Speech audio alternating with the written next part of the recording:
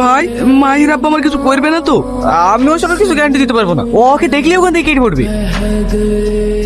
এই সাহেব, ওরা তো আমাদের দিকে আসছে, কি করবো বল? তুই এখান থেকে কেটে বাকিটা আমি সামলে নেবো।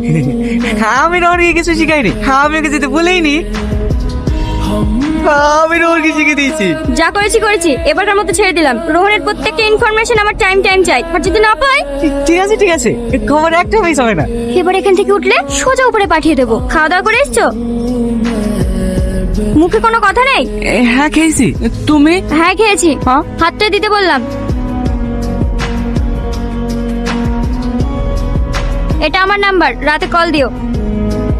আমি আর কাল থেকে কলেজে যাবো না। যদি মাহি আমার ব্যাপারে জিজ্ঞেস করে তাহলে বলবে ও বেড়াতে গেছে। ঠিক আছে, রোহনকে আমি কলেজে যাবো না বললো বোন। ঠিক আছে, আমি দেখছি ও কলেজে আসে কিনা। আসছি। ভালো আছেন খালাম্মা? হ্যাঁ ভালো আছি, কিন্তু তোমাকে তো ঠিক চিনলাম না। আমি মাহি, আপনি আমাকে চিনবেন